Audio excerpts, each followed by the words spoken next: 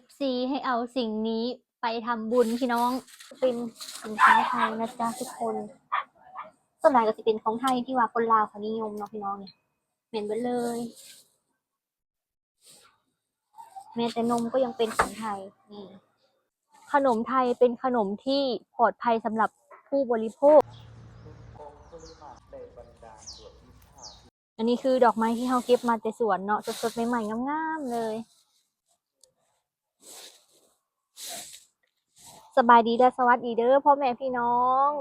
มื้อนี้เนาะมีFCทางฝั่งไทยเพิ่นฝากมาทำบุญพี่น้องเพิ่นบอกว่าให้น้องโตเกียวเนาะ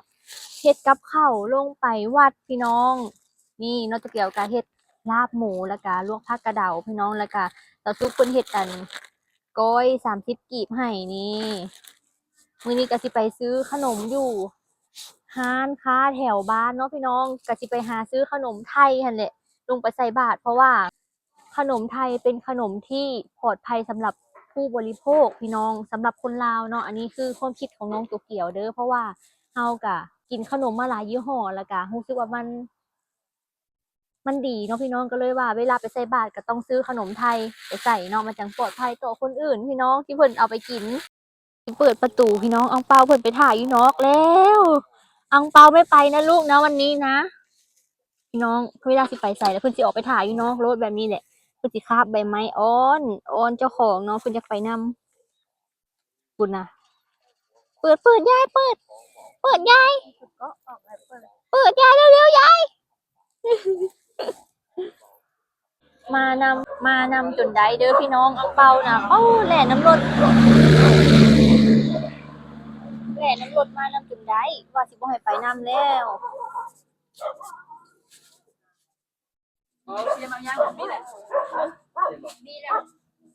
เอากาแฟด้วยนี่อันนี้ก็เป็นกาแฟของไทยเด้อพี่น้องขนมนี่เอลซี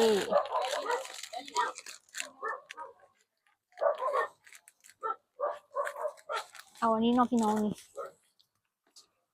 เผื่อครั้งหน้าคือเป็นแพ็คมันสิถูกกว่าเวลาเฮาอันเอาไว้ไปใส่เพื่อหน้า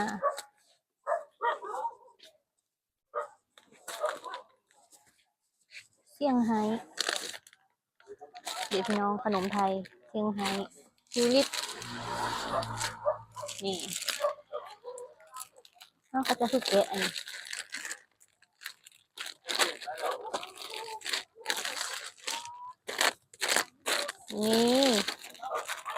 ทิวลิป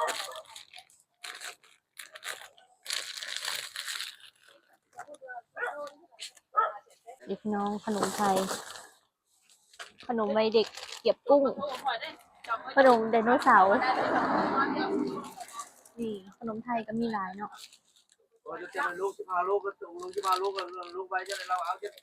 นี่มีอันนี้ด้วยเฮบูบอยว่าสิซื้อไปส่งจูแม่เพิ่นกินใส่น้ำมะนาวแซ่บมองหน้าแม่ทำไมน้ำก็ขนมกาแฟอันนี้เฮบูบอยเนาะอันนี้บ่แม่นเอาไปใส่บาตรเด้อพี่น้องเอาไปไว้ส่งจูแม่กินเอาอันมะนาวเฮานี่รอแป๊บนะเปามันก็จะเป็นสินค้าไทยนะจ๊ะทุกคนส่วนใหญ่ก็จะเป็นของไทยที่ว่าคนลาวเขานิยมเนาะพี่น้องเนี่ยเหม็นไปเลยแม้แต่นมก็ยังเป็นของไทยนี่เพราะว่าคนลาวนิยมกินซื้อของงานอังเปานอนรอเลยบ่ลูกป้าจิตุ๊นอนรอเลยโอ้ก่อนนะอันนี้ผมเชื่อหรือเปล่าใส่เลยใส่เลยนะก็มีฮอตปากแก้วเนาะคงเท่าไหร่นี่ค่ะ20,000ส่ง20 บาท10,000ผู้เอาปลาแก้วเดี๋ยวปุ่นคุณแม่กินน้ำอันนี้น้ำ20 บาท10,000กีบ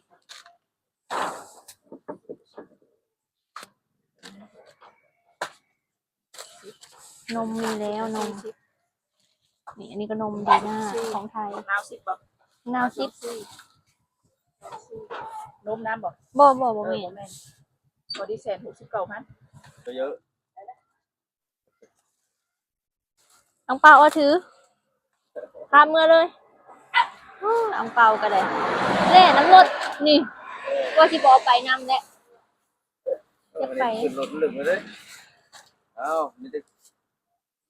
ส่งลงลาย เอาฮอดวัดแล้วอังเปาคือขี้ดื้อแท้ลูกฮะคือดื้อแท้โดดไปใส่อันนี่พี่น้อง ตอนนี้กาจัดแต่งได้เรียบร้อยแล้วเนาะนี่ขนมนี่แล้วก็มีนมเนาะพี่น้อง เพราะว่าบาทนะมี3 บาทได้เหมือนนี้เนาะพี่น้องนี่3 บาทแล้วก็ขนมน้ำกังฮู้บ่ซื้อหยังหาพี่น้องกังกับฮู้ซื้ออังเปาเสยคือหมาพันธุ์นี้นะเพิ่นจะดีแนวหนึงคือเพิ่นจะเป็นมิตรกับทุกคนหมาตัวนี้นะพี่น้องมันบ่กัดเนาะถ้าโสดนี่โอ้ยันงับอยู่เด็กน้อยกังอันนี้ขอบใจเด้อ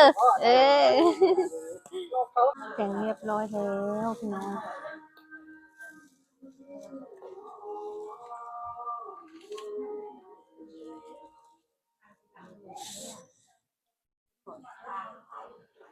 พุทธังภะคะวันตังอะภิวาเทมิอิมินาสกาเลนะตัมธัมมังอะภิปุสยามะสวากาโตภะคะวะตัสสะภะคะวะโตอะระหะโตสัมมาสัมพุทธัสสะนะโมตัสสะภะคะวะโตอะระหะโตสัมมาสัมพุทธัสสะยัมปิธัมมังสรณังคัจฉามิอลาเนสัจจังวิหายมติสัจจโพตังปัญญาปฏิปัสสริโตชิตาวามุนินโทภวตุเตสยามังกาลานินันโทปนันทา อังเปาหาเจ้าของ พี่น้องคนหลายบ่จื้อพี่โอ้ยใส่บาตรแล้วก็มาหยาดน้ำ ให้คุณโยมนี่เนาะไม่ว่าให้ตั้งใจเลยใช่ครับเพื่อนไปกับสังคมหลายเนาะให้มีสติเนาะแล้วก็ มองเบิ่งวิสากันนี่อังเปายานอันหมากัดพี่น้องเข้ากระตาใส่บาตรน้องตุกเกียวเลยป้าพี่น้องบอกเลขวันนี้อังเปาอันนี้ป้าเข้ากระตาใส่บาตรเลยอังเปาซะมาเป็นอันนี้ลูกซะมาเฮ็ดอันนี้เข้ากระตาเลยพี่น้องเพิ่นย่านหมากัดเพิ่นกินน้ำบ่ลูกป้าพี่น้องอังเปาย่านหมากัดเพิ่นอันนี้แพนด้าก็มานำอังเปาเฮ็ดพี่สั่งอันนี้ลูกป้าพี่น้อง เขาเจ้าเห็นก็เจ้าชี้หัวแล้วบาดนี้อังเปาออกมาแม่ป้ากระตากกับพอดีอังเปาลงไปเลยเนาะพี่น้องลงไปอยู่ในกระตาเลยเบิ่งป้าเขาเจ้าเห็นก็เจ้าชี้หัวอังเปาแล้วบาดนี้นะเปาลูกเฮ็ดหยังอันนี้ออกมาออกมาอายเพื่อนได้ลูกออกมากินน้ำบัดนี้เอ้าแห้งคักเข้ากระตาอีกแล้วพี่น้องเอานี่กินน้ำเอากินหยาดน้ำเรียบร้อยแล้วก็ญาติกินน้ำเอานี่ไปเมื่อไปออกไปอายคนพี่น้องเลยป๊าดตัววินาทีนี้ไม่มีใครไม่รู้จักอังเปาคุณบอยตัดขนอังเปาเนี่ยอังเปาเป็นที่รู้จักกันทั่วเลย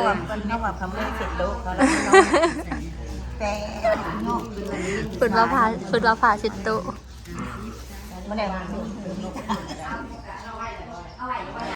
ไปวัดภาวะอังเปานะเข้าไปหนังกระต่ายนี่เฮาแม่อันไปหยาดน้ำแหละบ่มีเครื่องของในนี่เดี๋ยวคนละเข้าไปนั่งอุ้ยอังเปาเอ้ยเพิ่นยันหมากัดเพิ่นยันหมาอันเขาเจ้ากัดพี่น้องสบายดีตัวเกี่ยวกะ มาแต่วัด แบบแม่ก็ไม่ว่าก็มาลัด อันนี้ซื้อมาแต่ร้านค้า เอาไว้ป่นนู่น 10,000แม่พอซื้อบ่ ก็ซื้อแหละ 10,000ว่าแม่เพิ่นมักกินป่นปลากระเต่าน้อยนี่พี่น้องมันบ่ขมตัวนี้นะปลาแก้วเนาะนี่เอาแม่อย่าลืมได้หมาอังเปากินได้ แล้วก็เฮบูบอยนี่เอาไว้ทรงบาดน้ำตาลแม่ตกหรือว่ายามเนาะตัวเกียวไม่เมื่อยแล้วพี่น้องเอ้ยแบบที่นั่นที่นี่หลายเนาะขาดน้ำตาลนี่กินใส่น้ำใส่มะนา นั่ง ว ที่ใดก็บ่คักว่านั่งทุกอย่างเลยนะ นี่ เป่าเว้ย มะนาว ขนมอันนี้แม่ซื้อไว้ใส่บาตรแล้วก็เอาไว้ถวายเจ้าที่ อืม นั่งใส่กับบ่คัก นั่งใส่ก็บ่คัก นั่ ขึ้น ง ไปฮอดเทิงวัด จนนั่งทุกอย่างเลย แม่บ่มีไผบ่ฮู้จักอังเปา บ่ อยู่วัดค่ะ เอ ถามแต่ละคนเขายังว่าเป้าเป้าเป้าเป้าฮู้จักเบิดเพราะว่าเพิ่นน่ะอังเปาเคยไปลิ้นกับแม่หวาอยู่ในหมู่บ้านเด้อพี่น้องเพิ่นแบบเวลาแม่หวาไปลิ้นกับหมู่เนาะในหมู่บ้านอังเปาก็สิไปนำเขาเจ้าก็จับเขาว่าอ้าวคือบ่ใส่เสื้อให้วะเสื้อเหี่ย2โตวแล้ววับเลยบ่เห็นเลยพี่น้อง รถ เอ้ย นำจับแล้ว แม่น เฮีย รถหนามาจับรถหัวแล้วก็เหี่ยเอ้ยมีแต่คนแพงเพิ่นพี่น้อง ขนาดว่าตัดขนเหลือแต่หัวไว้ได้นี่ฮอดกำหนดฉีดยาแล้ว พี่น้องยังบ่ได้ไปจักเทื่อเลย พังเบิ่งมื้อใดว่างๆพุ่นแหละพี่น้องเอ้ยแล้วก็มื้อนี้เนาะมีพี่โต พี่น้องแล้วก็พี่เสถียรสังกิตเนาะเพิ่นฝากสิ่งนี้มาทำบุญพี่น้อง ก็คือพี่โตเนาะเพิ่นน่ะ ฝากให้ซื้อกับข้าวแล้วก็ไปทำบุญตอนเช้าเนาะพี่น้อง500บาทแล้วก็เพิ่นให้แม่หวา500บาทเด้อพี่น้องนี่เอาแม่พี่โตเด้อเพิ่นเอาให้แม่หวาไว้ซื้อหันซื้อนี่กิน ขอบุญขอบคุณหลายๆ เด้อให้แม่แล้วก็ให้รวยกว่าเก่าให้รวยแล้วรวยอีกเด้อให้อายุมันขวัญยืนเดินทางไปใส่กันตลอดปลอดภัยเด้อปรารถนาสิ่งใดให้ได้สิ่งนั้นสมความมุ่งมั่นปรารถนาเด้อสา สาธุแล้วก็ยังบ่เบิดเนาะเพิ่นน่ะอีก500เพิ่นก็ให้น้องโตเกียว เอาไปซื้อกับข้าวซื้อแนวแซ่บๆสู่แม่หวากินเนาะพี่น้อง500บาทแล้วก็อีก500บาทเพิ่นก็ให้น้องโตเกียวไว้ซื้อนั่นซื้อนี่เพิ่นว่าพี่น้องรวมทั้งเบิดกับพี่โตเนาะเพิ่นให้2,000บาทพี่น้อง นั่นก็คือเพิ่นถูกเลขเด้อแม่เอ้ยถูกเลขท้าย2ตัว4,000บาทเพิ่นก็เลย ให้แม่หวาแล้วก็ให้ไปทำบุญเนาะพี่น้องแล้วก็ให้น้องโตเกียวพี่น้องแล้วก็ให้ไปซื้อแนวแซ่บๆนั่นแหละพี่น้องขอบคุญขอบคุณพี่โตหลายๆ เด้อขอให้เฮงๆรวยๆกว่าเก่า สาธุ สาธุขอให้เพิ่นร่ำเพิ่นรวยกว่าเก่าเด้อขอให้สุขภาพร่างกายแข็งแร ให้ถือเล็ก ง ตัวดีๆใหญ่ๆกว่านี้ ขอให้ถูกรางวัลใหญ่เด้องวดหน้าสาธุพี่น้องเอ้ยแล้วก็อีก2,000บาทเพิ่นก็เอาไว้ต่อทุนอีกงวดต่อไปเพิ่นว่าเนาะพี่น้องขอบคุณหลายๆที่เพิ่นอุดหนุนตลอดเลยพี่น้องเนาะแล้วก็มีอีกพี่คนหนึ่งเด้อพี่น้องนั่นก็คือพี่เสถียรสังกิตพี่น้องเพิ่นฝากให้น้องโตเกียว เอาข้าวไปทำบุญในงานบุญกองข้าวพี่น้องนั่นก็คือบ้านเฮานั้นสิมีบุญกองข้าวเนาะพี่น้องวันที่20หรือว่าวันที่20สิมีบุญกองข้าวใหญ่อยู่บ้านเฮา บิ๊กเพิดเขียนรายชื่อ แม่น เพิ่นใส่ให้ได้บุญหลายๆ เด้อ เฮาสิหา เขียน บิ๊ก ให้ เพิด อ่าน มาเขียนใส่อัน อืม เป๋าข่าวเลยว่าพี่เสถียรสังกิตเนาะพี่น้องแล้วก็มีแม่หวานำสิเอาข้าวไปทำบุญเนาะพี่น้องเพราะว่าเฮือนหนึ่งเพิ่นให้เอาเฮือนละกระสอบพี่น้อง แล้วเพิ่นเลยอยากร่วมทำบุญเนาะพี่น้อง ก็คือทำบุญ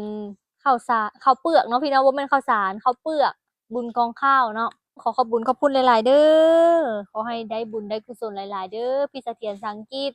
ขอให้เพิ่นร่ำรวยร่ำรวยขอให้สุขภาพร่างกายแข็งแรงเด้อขอให้ได้บุญหลายๆสาธุพี่น้องเอ้ย ปรารถนาสิ่งใดได้สิ่งนั้นเด้อสาธุ บุญขอบคุณ PFC ทั้งสองหลายๆ เนาะ ที่บ่ปราบ่ทิ่มครอบครัวสาวลาวเซโนพี่น้องน้องตะเกียวก็ดีใจหลายเนาะที่เพิ่นฝากมาทำบุญอังเปาก็ไปวัดนำปั่นป่วนขนาดเลยพี่น้องมักกล้วยแม่กินได้บ่เจ้า หวานเนาะ บ่ปิดมันหวานแห้ง กินน้ำใบเตยไปก่อนแม่ว่าก็ได้ FC เพิ่นบอกว่าอย่าปะอันอย่าเบาหวานเด้อเพิ่นบอก กินใบเตยไปนำแล้วก็กวดเบาหวานเบิ่งพี่น้องแม่หวานน่ะน้ำตาลก็บ่ลด กินน้ำใบเตยหั้นนะเราต้องกินยาควบคู่ไปนำ เฮากินยาลดเบาหวานมาเพิ่นบ่ขึ้นจักมื้อมันก็ลดคุมื้อ กิน ยา กินเลยบ่ให้ป้า ป้า บัด บ่ นี้ ได้ นะ ยาเบาหวาน บ่ได้กินยาเบาหวานตลอดเลยแม่หวานแล้วก็กินน้ำใบเตยควบคู่ไปนำจักหน่อยนำแม่เนาะ อืม อังเปาปู่ย่านพี่สังลุดีจะอาบน้ำให้เนาะพี่น้องอังเปาก็ไปไกลผู้ไกลคนเพื่อจะบ่เหม็น มันเคยลงน้ำละคำบอกขังก็อาบน้ำ อาบน้ำ นั่งคือได้ก็บอกคักติดเบิ่แล้วเสื้อผ้าบักอย่างอันนั้นน่ะ นั่งเขาจะหัวเขาไปนั่งในกระ บัก ตา หน้า แล้วมันติดในขนเลย กระตาใส่บาทเฮา เออ กินน้ำใบเตยไปนำแล้วก็กวดเบาหวานเบิ่งพี่น้องแม่หวานน่ะน้ำตาลก็บ่ลด กินยาควบคู่ไปนำ ลดคุมื้อ กินเลยบ่ให้ป้าบัดนี้นะบ่ได้กินยาเบาหวานตลอดเลยแม่หวานแล้วก็กินน้ำใบเตยควบคู่ไปนำจักหน่อยนำแม่เนาะ อังเปาปู่ย่านพี่สังลุดีจะอาบน้ำให้เนาะพี่น้องอังเปาก็ไปไกลผู้ไกลคนเพื่อจะบ่เหม็น FC ให้เอาสิ่งนี้ไปทำบุญพี่น้อง สิ่งนี้อึบอึบอุ้ยนี่ นั่นก็คือพี่เสถียรสังกิจเนาะพี่น้องเพิ่นให้เอาข้าวไปทำบุญน้องโตเกียวกะ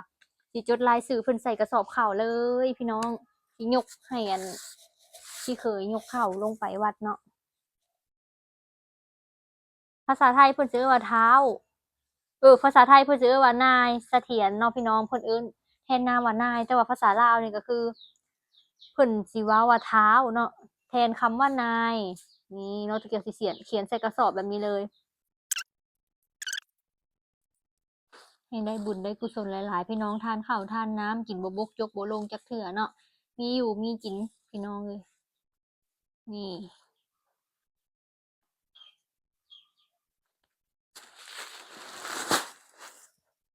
อีกกระสอบหนึ่งกะของแม่หวาเด้อพี่น้องอีกกระสอบหนึ่ง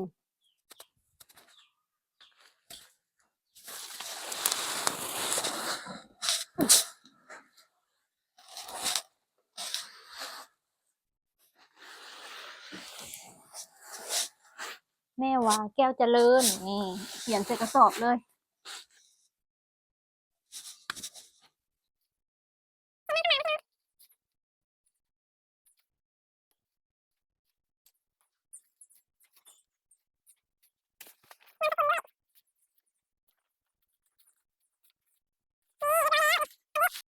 นี่เรียบร้อยแล้วเด้อพี่น้องเขียนชื่อเรียบร้อยพี่ก็ดีใจหลายพี่น้อง FC เพิ่นก็มาร่วมทำบุญเนาะทั้งทำบุญซื้อกับข้าวภัตตาหารแล้วก็เพิ่นให้เงินซื้อแนวอยู่แนวกินเนาะแล้วก็ร่วมทำบุญ